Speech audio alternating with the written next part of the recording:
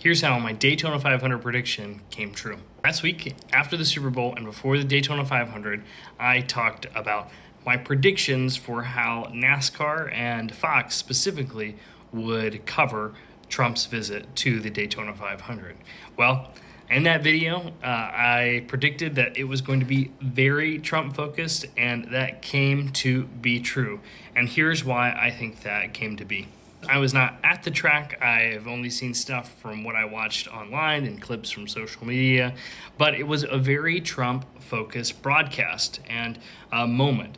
Even from what we saw from at the track, it seemed like, with the Air Force One arriving along with other things. And I know that all the security measures made it extremely difficult for fans who were there. I saw one person posted that it took them 2 hours to get through security. So I know it was a very challenging Sunday to have kind of a normal process to get into the race. During the very Trump-focused broadcast, we saw a lot of emphasis on Trump being there at Daytona. And the reason for that is because the precedent had already been set in 2020 when Trump came as president before. Now, it's not common that presidents attend the Daytona 500. And because of his visit in 2020, there was already a precedent set of what was expected for Trump to be there at the 500.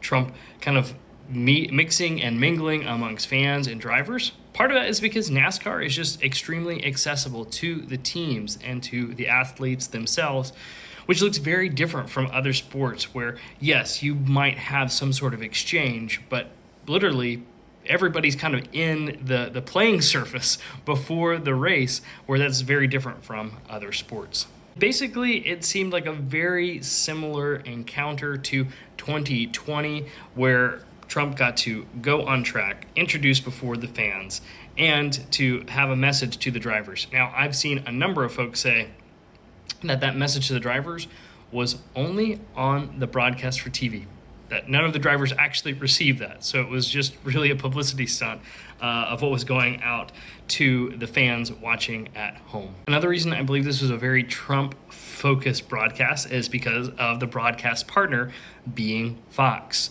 Now, of course, we know that Fox News has a very conservative lean, very pro-Trump.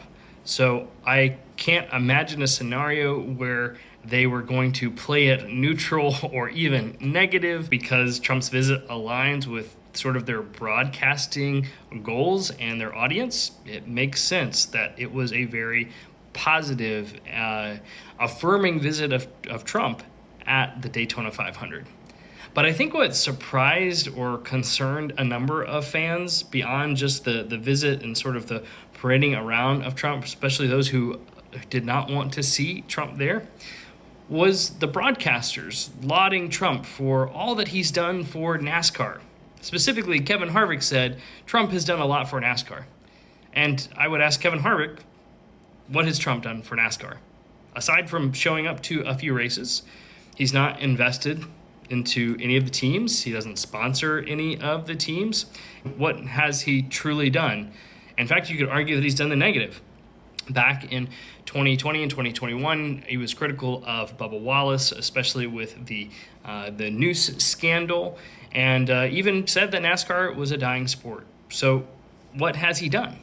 And truly, I think that's what was sort of astounding about the broadcast, is that if you just were tuning in to watch the Daytona 500 and you didn't know the president was going to be there, it very much sounded like an ad campaign for Trump and all that he's done for the sport, which I have no evidence of. So unfortunately, my prediction about this being a very Trump-focused broadcast and moment at the Daytona 500 came true. And maybe this will be the last time I'm talking about this. I'd like to really just focus on racing rather than the politics, but I think it's so important to what's going on in the world right now.